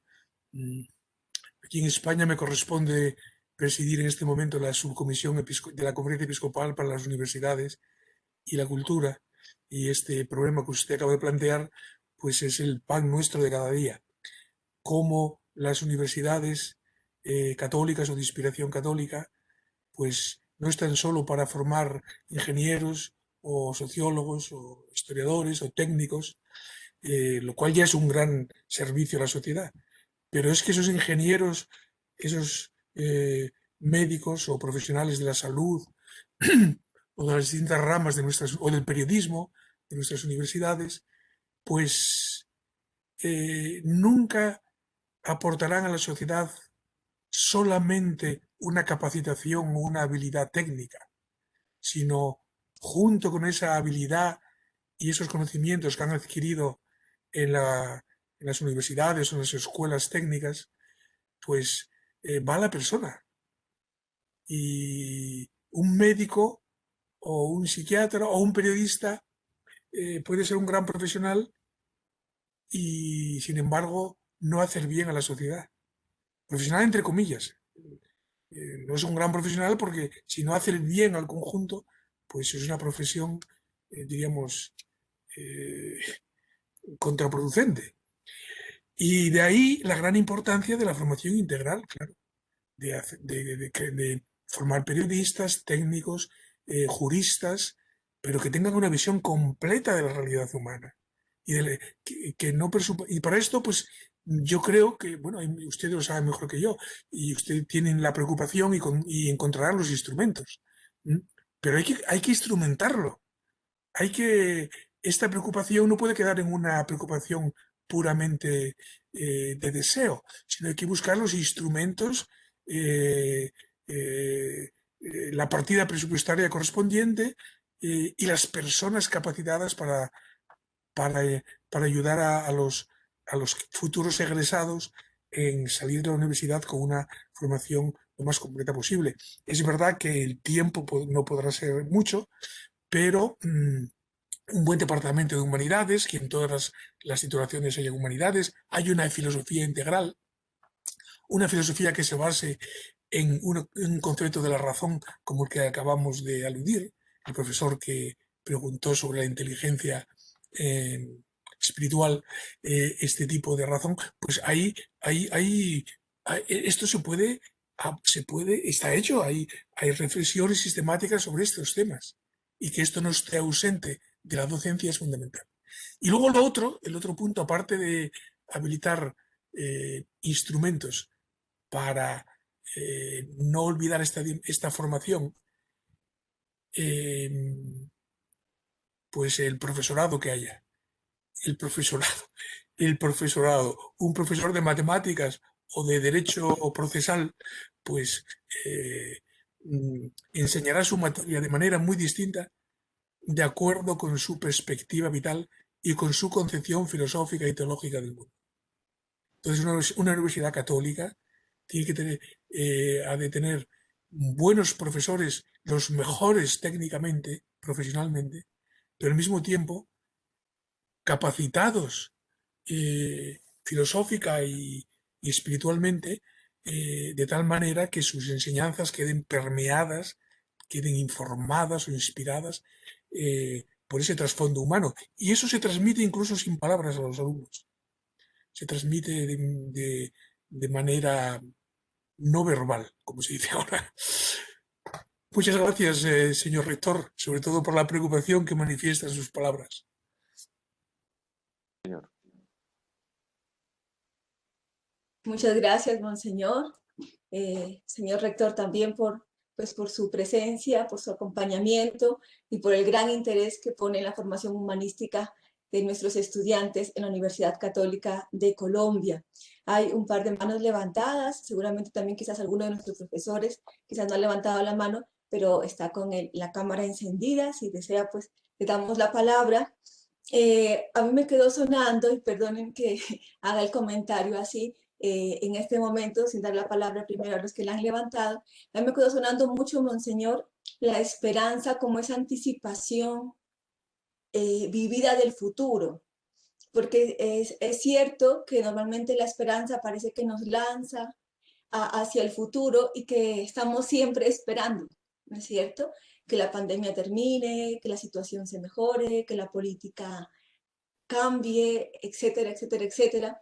Y no sé, monseñor, qué alcance nos podría dar para ayudarnos realmente a redescubrir o poder vivir esa esperanza en el presente, en el hoy, que realmente el lanzarlo todo al futuro puede ser también engañoso, de dejar irse el momento precioso, que es el único que podemos vivir, que es el que estamos viviendo, ¿verdad? Y creo que es hermoso el poder redescubrir a Dios actuando también hoy, llenando mi vida de fuerza en cada momento, pero también pues por la experiencia que seguramente todos hemos vivido, no siempre es fácil, puede ser más cotidiano lanzar los ojos a, ¿verdad? Lo que decíamos al final del año pasado, que se acabe el 2020, a ver si el 2021 está cargado de cosas buenas y diferentes. No sé, monseñor, si nos puede dar algunos... Sí, muchísimas gracias. Es una pregunta interesantísima que también hace referencia a algo a lo que aludía el señor rector hace un momento.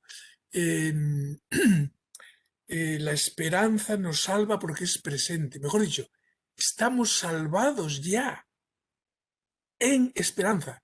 Ese es el título de la carta encíclica que he comentado. Spe salvi significa salvados en la esperanza.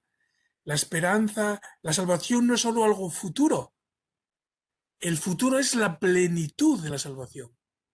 Pero esa salvación, si fuese solo futura, no tendríamos ningún anclaje en ella. No tendríamos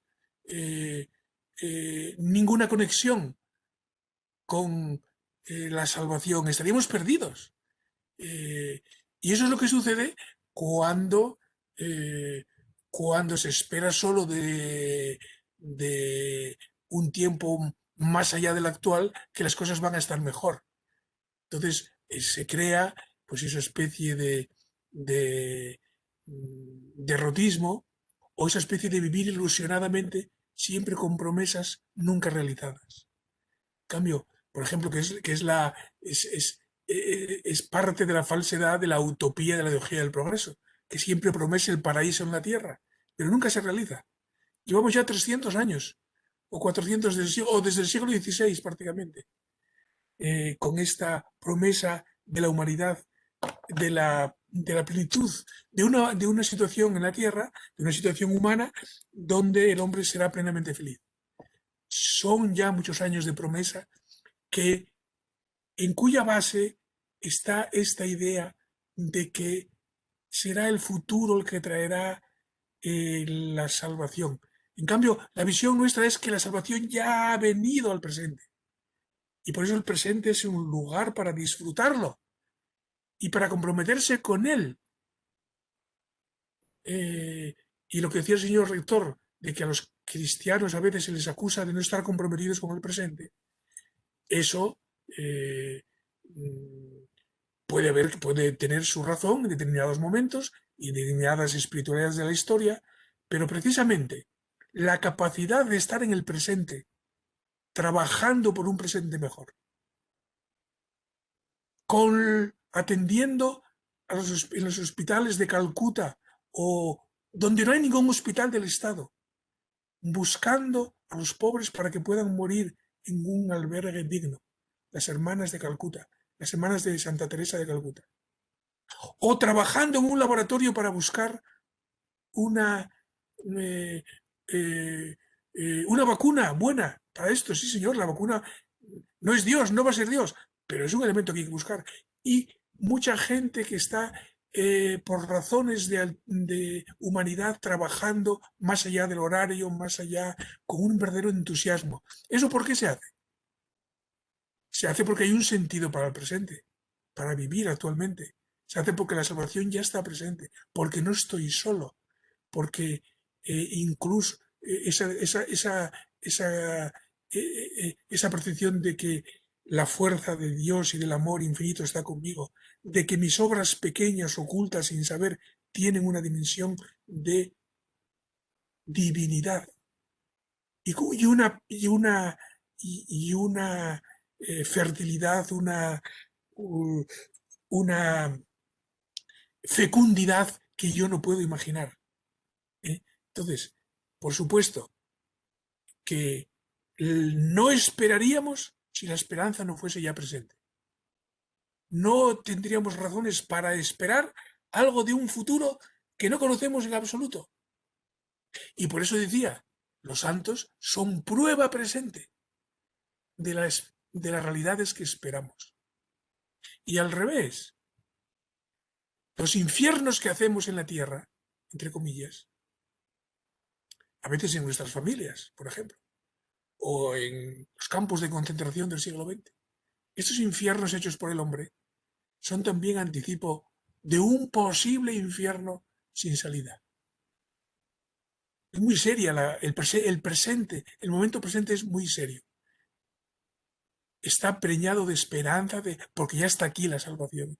Ya podemos aquí participar del amor infinito, incluso en el ocultamiento y en el sufrimiento. Igual que al revés también, este es el misterio de la libertad humana, podemos no aceptar esa esperanza, es decir, no aceptar la preeminencia total del amor creador y redentor y crear nuestros infiernos. Por eso le agradezco mucho la pregunta, porque efectivamente nosotros tenemos pruebas de la esperanza en el presente, pruebas de que el amor creador es productivo. Esos son los santos ante todo. Y eso es nuestra pequeña experiencia también, de cuando esperamos en un momento determinado, ya basados en este futuro grande que ya se hace presente, y vemos cómo nuestro trabajo o nuestras cosas también tienen su recompensa, incluso una fecundidad que nunca hubiéramos esperado.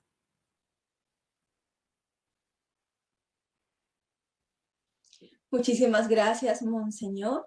Una participación más de nuestros estudiantes para dar cierre con las palabras del doctor Edwin Horta Vázquez. Edward Esteban, que levantaste la mano hace ratico, si quieres encender el micrófono y la cámara, si puedes, para conocerte, tienes la palabra. Muchas gracias, profe, muchas gracias, monseñor, por sus palabras. En verdad, me gustó mucho cómo se comentaba de la esperanza y sabemos que es muy importante en este momento, monseñor. Mi pregunta textual es: nosotros como jóvenes, ¿cómo o por qué medios podemos transmitirle esa esperanza a las demás personas, sabiendo que es tan importante en estos momentos? Muy bien, Edwin. Pues cada uno tiene su modo. Es muy difícil prescribir o describir un modo para todos, porque tú estás en una situación, otros están en otra, y tú tienes unas cualidades.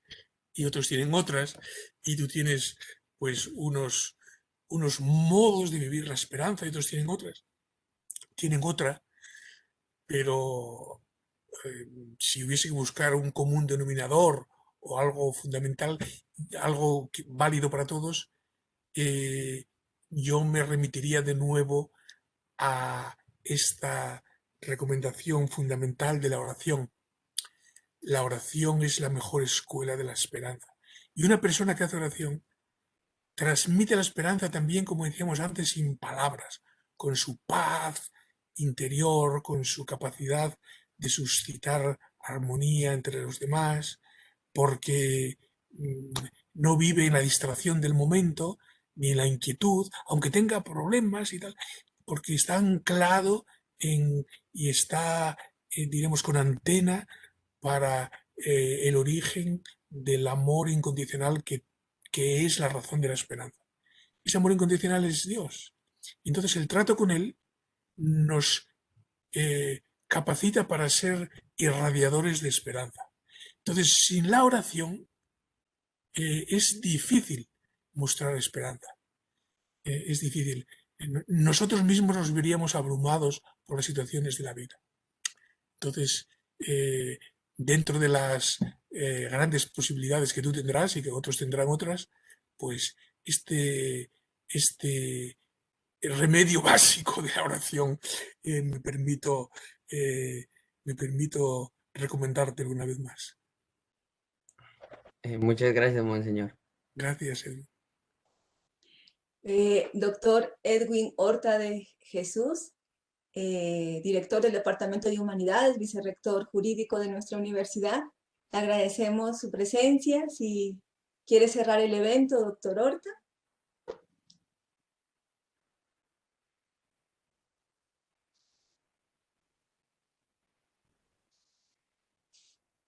¿Aló? ¿Me escuchan? Sí. ¿Le escuchamos, doctor?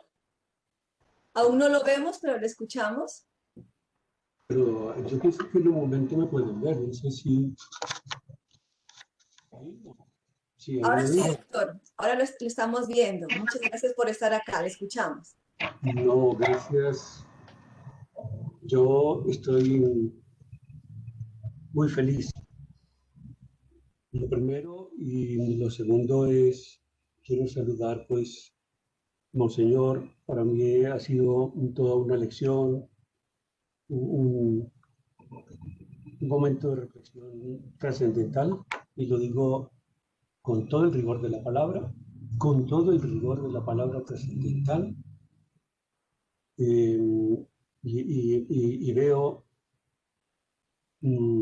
pues primero le quiero agradecer en nombre pues, personal y en nombre de la Universidad Católica de Colombia, por supuesto el señor rector que está con nosotros, ha estado con nosotros, y gracias a Dios también.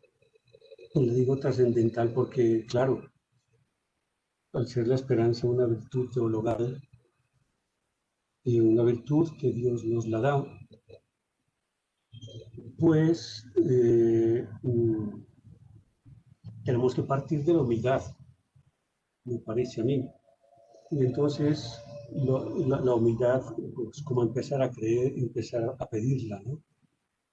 A pedirla, y eso es lo que yo quisiera como comentar, porque veo la claridad de su intervención, veo el rigor con el que históricamente ha ido montando la forma de nacimiento de esta desesperanza, de esta no plenitud, de esta desesperación pues, en la que, diríamos, a la que nos ha acercado de alguna manera, gracias a Dios, esta circunstancia del virus. Y es porque la estamos poniendo donde no es. No la estamos poniendo en Dios. Entonces, y también le agradezco muchísimo, monseñor, porque usted nos ha hecho un jalón de orejas grande, y me ha ayudado a mí, y ahora ya no me pueden decir que no, los profesores, que se tienen que formar muy bien, que es en serio lo que estamos haciendo, que es de la Universidad Católica para el mundo, y yo no digo para el futuro, porque el presente, el pasado y el futuro están en Dios. Entonces, lo que tenemos que aprovechar es este momento. Esa insistencia suya que la esperanza ya está aquí, claro, Dios está con nosotros, Jesucristo está aquí. Pues en la Sagrada Eucaristía le podemos pedir a Él. Pues lo que pasa es que, claro, con esta infectación, este impacto que ha tenido la ideología del progreso, que ha llegado como a una especie ya diríamos, como de punto en la que o sigue para adelante, nosotros empezamos a hacer el retorno a todas esas 4 o 5 siglos de gestación, a esa, en fin, donde que el hombre vive una carrera sin fin, desesperada, viviendo de esperanzas, pero esperanzas hechas por la razón humana, que lo desesperan más, y a adoración de unos ídolos falsos, a un replanteamiento también falseado de lo que es lo religioso, en fin, a una interpretación, a un solipsismo, a una especie de no magnanimidad, en fin, todas estas cosas que usted nos ha dicho, Monseñor. Me gustaría como que estas charlas se repitieran, se dijeran primero la llamada de atención a los profesores, o la llamada de atención no, pero sí la recomendación formarlos muy bien, ese esfuerzo, ver la esperanza como esa virtud teologal que es, que por lo tanto lo de Dios, esa presencia de Dios con nosotros, lo que no significa que no haya un soporte de razón, no hay nada de irracional en la esperanza, pero sí hay mucho de evidencia sobrenatural en la esperanza. Y a mí se me ha parecido, y quería solamente el comentario, me parece que una oración a la esperanza es el Magnificat, la oración de la Santísima Virgen María, cuando pues ya habla en pasado, diciendo que pues derrotó a los soberbios, a los humildes les dio su gracia, despachó a los ricos vacíos, y todas estas cosas habla como si sucedió en el pasado. Y eso es lo que nosotros tenemos que poner presente, porque esa es nuestra experiencia. Y es una realidad día a día. Vuelvo a decir, esto no significa que no haya que trabajar muy a fondo esa dimensión de la esperanza, pero sí hay que rectificar toda esa equivocación que ha traído la ideología esta del progreso, y para eso están las universidades, por lo menos para decir, miren, en eso racionalmente el hombre no puede descansar. Y que podamos, por vía de la filosofía, decirle, no puede descansar en eso, no es esa lo que le va a saciar a usted las preguntas, que está respondiendo de una manera defectuosa y parcial, es la ideología tecnológica. Entonces, Señor, de verdad que yo no tengo palabras para agradecerle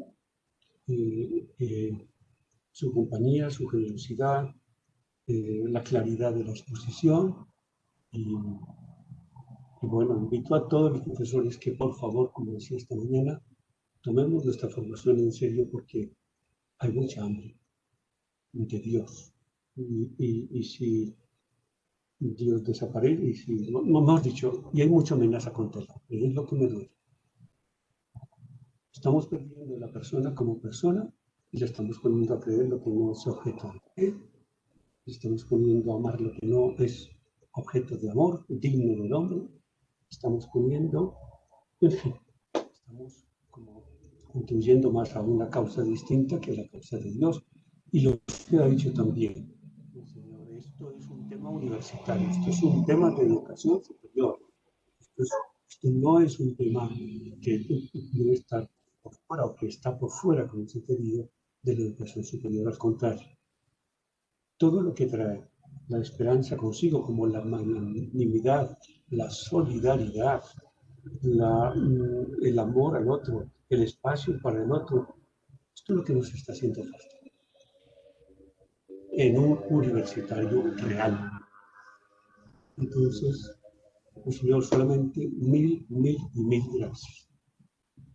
Y estoy seguro que el rector también, está en su casa cuando quiera, cuando tenga inquietudes, y nos quiere ayudar harto también.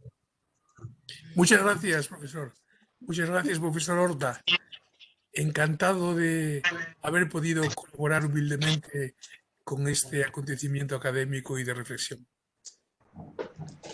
Muchas gracias, monseñor. Muchas gracias, doctor Horta. Acaba de encender cámara. Permítame darle la palabra al capellán de la Universidad Católica de Colombia, el padre Germán Chávez. Monseñor, un saludo muy fraterno. Un saludo, Gracias padre. por esta conferencia, Monseñor, en este tiempo que lo denomino, Monseñor, un kairos. Es un tiempo de gracia, Sí. porque es un tiempo de volver a Dios. Pienso que esta pandemia, desde luego, nos ha ayudado a volver, desde luego, la mirada a Jesús. Por eso es un tiempo de gracia, es una esperanza en Cristo que nos invita a amar, a perdonar, a compadecernos y a practicar la misericordia. Monseñor, muchos éxitos. Estaba también en la celebración del aniversario de la Universidad Católica. Todos los días tenemos la celebración de la Eucaristía en este momento de la parte actual, con el otro capellán, el padre Eduard Bonilla. Y bueno, Monseñor, un saludo fraterno. Muy interesante su intervención, y que participaron más de 550 personas de la universidad y de algunos egresados. Entonces, Monseñor, un saludo. Muchas gracias, Monseñor. Gracias, padre Germán. Gracias por su presencia, por su atención y por su trabajo en la universidad. Muchísimas gracias, monseñor, a cada uno de nuestros participantes. Y antes de irnos, Monseñor, queremos pedirle la bendición para cerrar el evento, eternamente agradecidos por su presencia con nosotros y esperamos que haya una próxima oportunidad. Yo he estado encantado de responder a esta amable invitación y es la primera vez que la técnica me permite disfrutar de una conferencia transatlántica. Entonces, estando en casa, sin salir de casa y sin cambiarme los zapatos. Pues que Dios les bendiga. El Señor esté con ustedes. Y con su espíritu. Bendito sea el nombre del Señor, ahora y por todos los siglos. Nuestro auxilio es el nombre del Señor. Amén. Que hizo el cielo y la tierra. Y la bendición de Dios Todopoderoso, Padre, Hijo y Espíritu Santo, descienda sobre vosotros. Amén. Amén. Encantado, me encomiendo a sus oraciones. Muchas claro que gracias, sí, monseñor. señor. Muchísimas gracias. Muy amable. Muy amable, monseñor. Adiós. Adiós. Chao, monseñor. Muchas gracias. Adiós. Adiós. Muchas gracias, monseñor. A su disposición. Muchas gracias. Dalia, muchas gracias. Y a todos.